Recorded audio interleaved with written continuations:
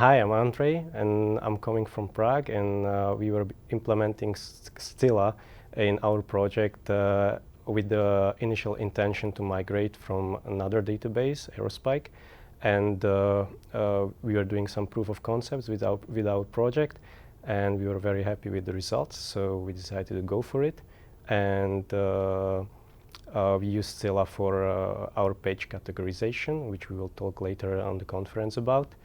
And we did some cool setup and tuning with Scylla in our production, which probably Lubos will tell you more about. Thank you very much for having us here, guys. So my name is Andrei Chu. Together with my colleague Lubos, we are coming from Prague to present two of our use cases we are using at our company called Seismic.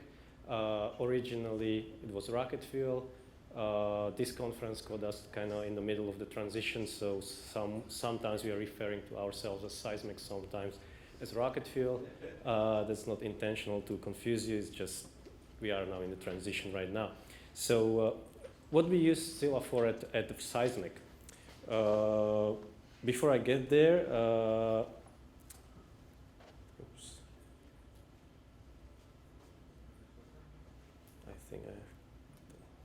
I would like to switch to the next slide, but it doesn't work. The big one. Yeah, trying the green one. Green one? Yeah, that's what I'm trying. Pointer isn't running on Scylla. It's not our fault. Cool. Now it's okay. Cool. So I'm leading the SI team, or Serving Infrastructure team in Prague. We're doing real-time processing of the bid requests in our product. I will come back to that later. And together with me is Lubos Koscho, who will present himself a bit later. Who will tell you more about technical aspect of our integration of Scylla.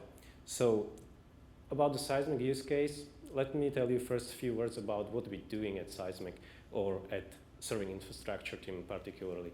Our main task is basically what most people at the internet hate, and that's display the ads.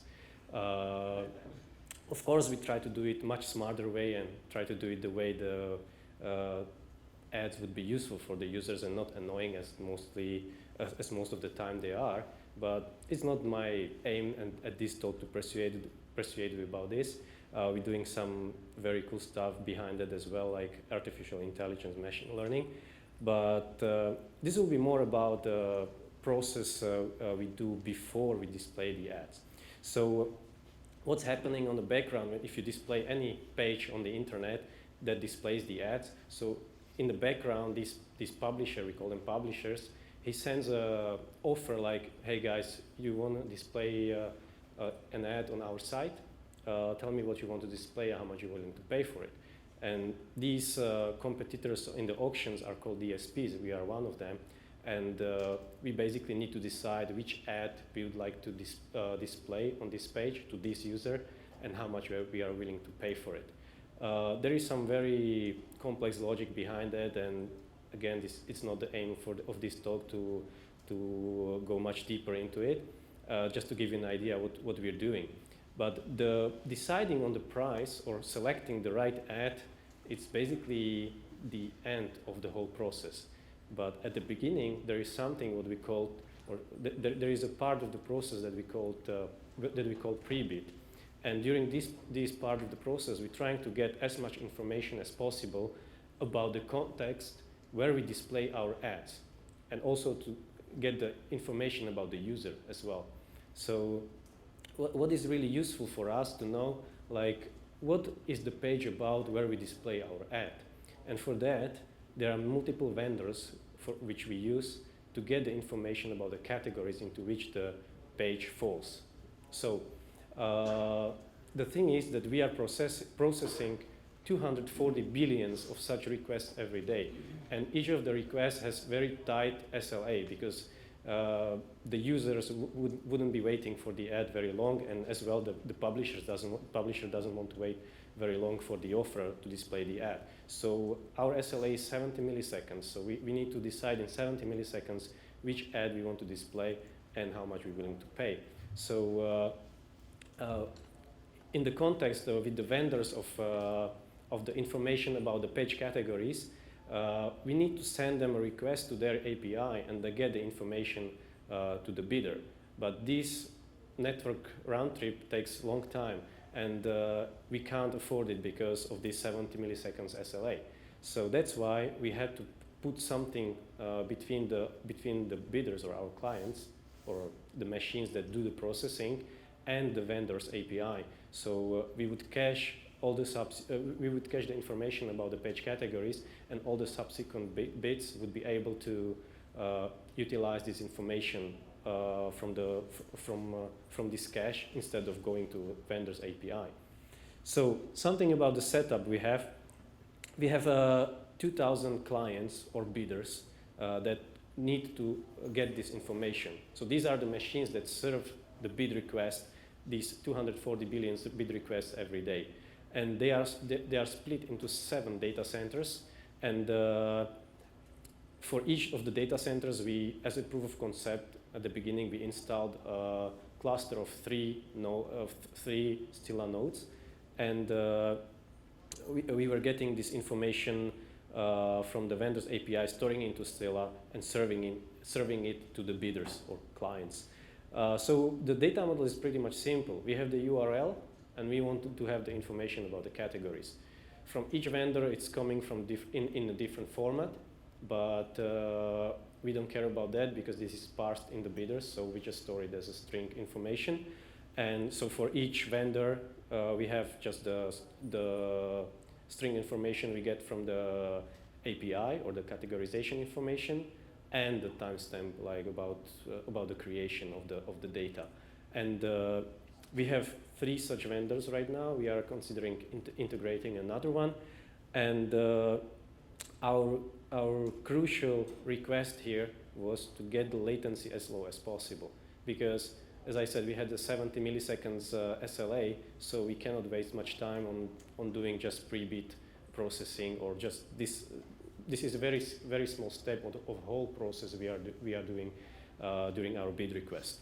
So the latency was really crucial for us, and we were considering several databases. We picked up Scylla in order to try if it would fulfill our needs, and also we wanted to have some database that provides the possibility of TTL, because the context information changes because the content of the pages changes as well. So one day the information on the page can fall into one category, and next day on the same URL you can have different content. So that's why we had to handle also the TTLs, which still does fine.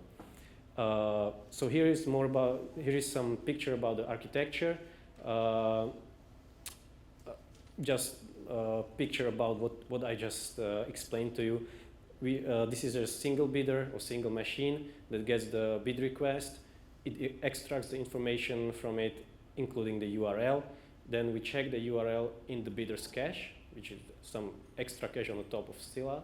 And if the bidder has seen the URL before, then it uses the information from the local cache. If it hasn't seen the information before, or the URL before, then it asks the information from the Scylla cache. And if it finds it either in local or in Scylla cache, then it uses the information and continues to processing the bid. If it doesn't find it even in Scylla, then it continues processing without the information, which is also fine for us. And it issues a request to another component that we call the context broker, issues another request to it, and the context broker takes care of getting the information from the vendor's API, storing it into Scylla.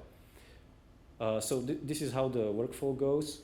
I have some statistics here, what results we managed to achieve. Unfortunately, I'm not sure if you are able to read it, but the first graph shows a number of the queries per second we are processing. So as I mentioned, we had 3 node clusters in our data centers. This is the statistics from one of the data centers.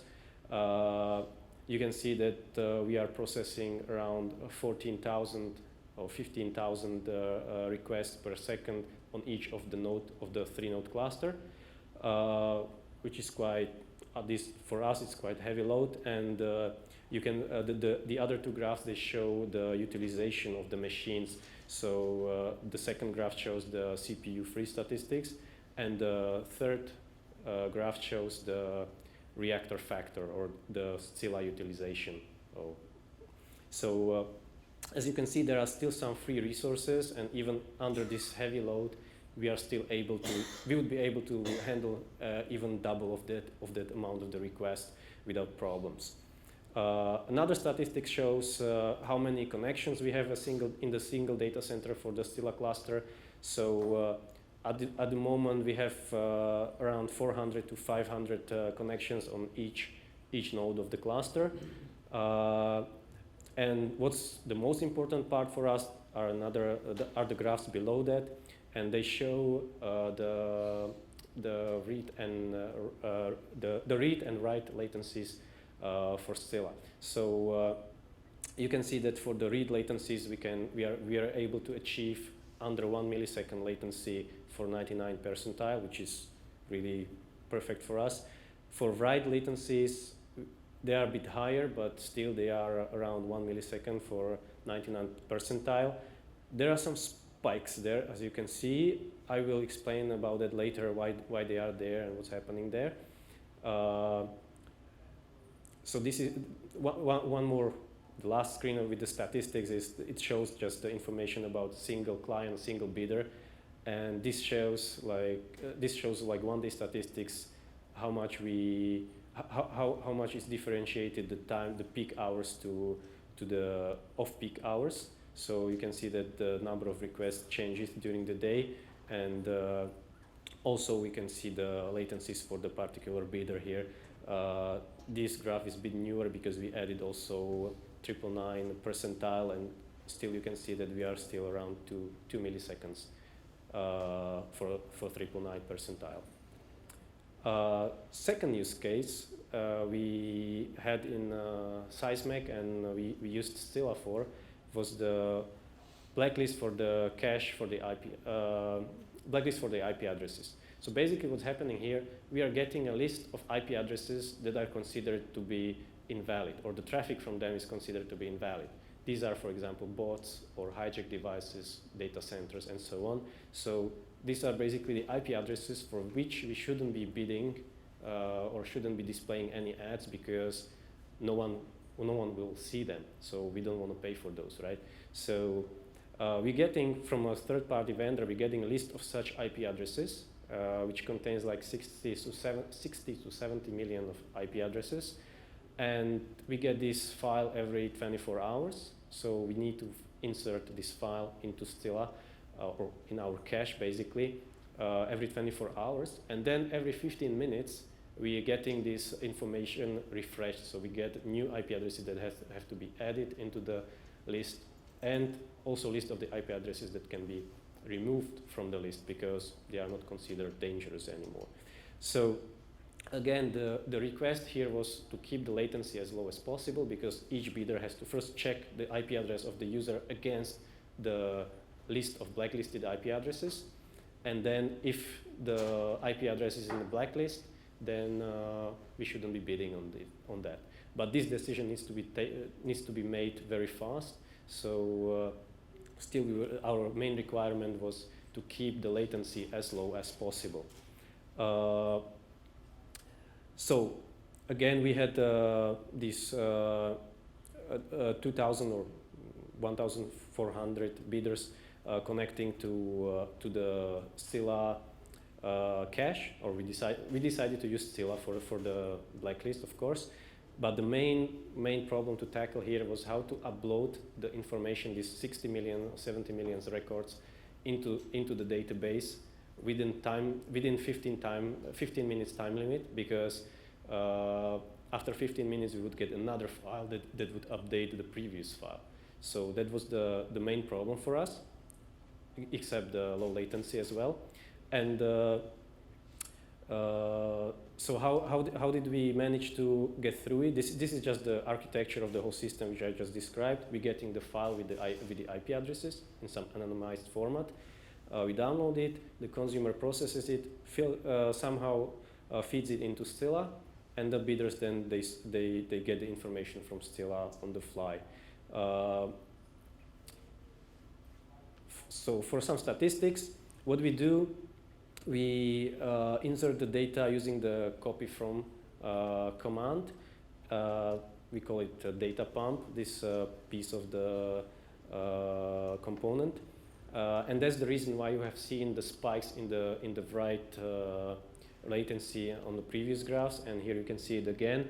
So every 24 hours there is a huge load of the information into the database, and we managed to keep it under 15 minutes. Actually, it took us around 11 minutes. It takes us around 11 minutes to import all the information from that file.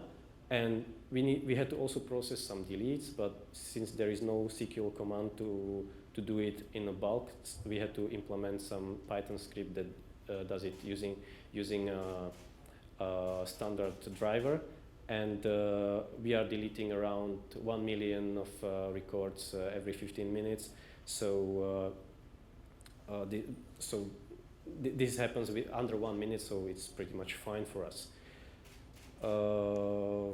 I think that's it, and now I hand it to Lubos, who will tell you more about the technical setup and tuning of our Scylla clusters. Hey guys. So my name is Lubos Koščo, and basically we started with this around mid of August. So the product manager guys, they came to us and they told us, okay, we need to get this done as soon as possible. So we have like until end of September, and we need to get it done. So what did they give us? They gave us machines which had 40 CPUs and 256 gigabytes of memory and 3 nodes in each data center. The network was 2 gigabit. There was like an Ethernet bond, and the tricky thing was that the machines, they only had HDDs, so we were like, okay. And the internal data center infrastructure is managed by Puppet, and all is running on CentOS 7, which was okay fit for Scylla. And we also have internal CollectD and Grafana implemented for the monitoring, and by the suggestion and like for the scaling out of the clients, we set up the 3-node cluster into the DNS, so there is like a special DNS record that just delivers the IP addresses to all the clients for easier maintenance and configuration. What were the challenges? So all the tuning done and all the changes that need to happen because of the latency, the 1 millisecond latency, we had to put it all into the Puppet 4, so we had to prepare some scripts, adjust the scripts, and actually the Scylla tools that are doing the auto-tuning were huge help for us, and we had to put all this into Puppet. The other challenge was that this internal solution of ours, of CollectD and Grafana, was not really what Scylla guys suggested. So Scylla guys, they have a very nice solution based on Docker, but we were not there yet, so the internal infrastructure wasn't ready for that. So we had to basically improvise there as well. And then the HDDs. So we came up with a solution that is kind of hybrid in a sense. So we use the HDDs for the commit logs and partially for the system tables, or actually for the system tables and commit logs, but for the key space we went on with RAM disks. I'll explain later on that. And so what was done for the tuning, as suggested by the tools, we went on with 39 from 40 CPUs. The bond was also auto-tuned. It was very nice and very helpful. And with the IO limit on the C star, we got like really low numbers because of the HDDs. So that's where we kind of hit the limit. So our first testing was not really satisfying. So what we did, we just limited Scylla to 166 gigabytes of memory, which is like a limit there, and we took the rest of the memory and allocated it to a RAM disk. We did the math, so the current data which is incoming there and which is like persisted, because there is lots of churning, so the data gets rotated.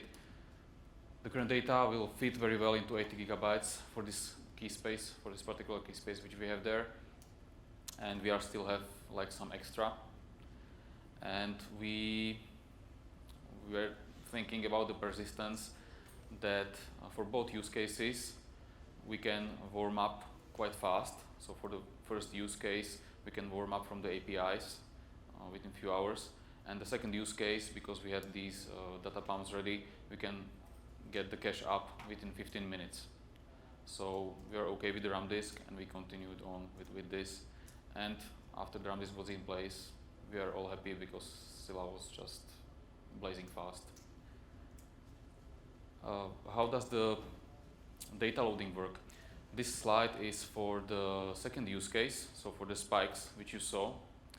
And it was very interesting for me during the past 2 days, because I learned that this can be even improved. So I'm really happy to come home and then just start rewriting it and improve it even better. But the technologies underneath are, we have a Jenkins inside our data centers, and then Jenkins is able to run distributed jobs using the Python framework FAB. And what we basically do is that every 15 minutes we just like start all the jobs in every single data center, and once per day we pick up the full file. The interesting piece is that these are like old slides, so I think we are right now at around 77 million of records. So I guess this will go up even more. So let's see how far can we scale up with 3-node cluster. But then I don't fear, because I think it will be very easy just to spin up a fourth node and just scale out without any issues. And the incremental file, and this can be either like inserts or deletes, gets handled every 15 minutes, but you don't really see that. So there is no spike, there is no real impact on Scylla. Andrei mentioned that we are using copy from, and I think this can be improved. And I'm curious whether we can get down from these 10 minutes that he showed, and whether we can, Al is nodding the head, so I think we can get even better, and then I hope that we can get like to 3-4 minutes for this batch to load up. And delete is done in Python, and I hope that we can leverage this restriction as well, and maybe merge it with the other solution instead of copy from. But this is what we have now, and for the current time it's okay, and it works well. So let's see if we can improve it. That brings me to the future slide.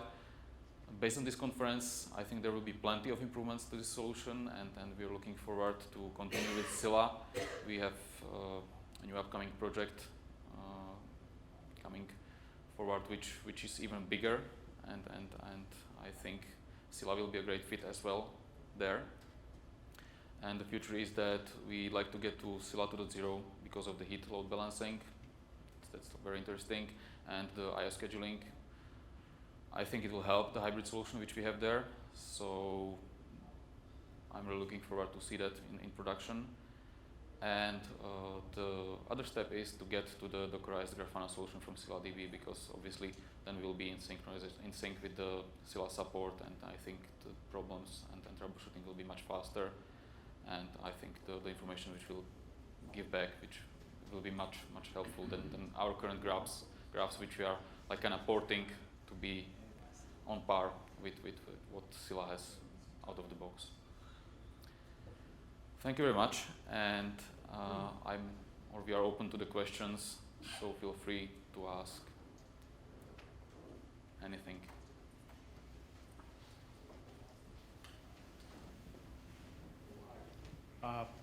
What we see from most of our customers, especially in the ad industry, is they had a solution before with a cache in a database, and then they just removed the cache altogether. Now, your use case, you kept the cache in front of Scylla, so I was just curious about what kind of latencies you're getting from that cache, and if you consider just doing away with that cache as well. I'm not sure if I got it right. So you're asking if we would what results we would get without the cache, or?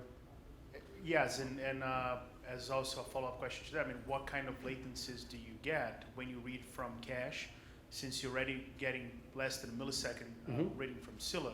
Yeah. So I mean, what kind of what latency numbers do you get by reading from the cache that you have in front of Scylla? Well, Scylla is used as a cache for us. So, and there is no way using directly the vendor's APIs, because the calls to the APIs takes like tens of milliseconds, sometimes even longer. So I might have misunderstood you then, because I understood you had a cache in front of Scylla. yeah, we have some. Yeah, that you're right. We have something like a local cache, and each of the clients keeps the information that it gets from Scylla, so it doesn't repeat the request to Scylla. Yeah.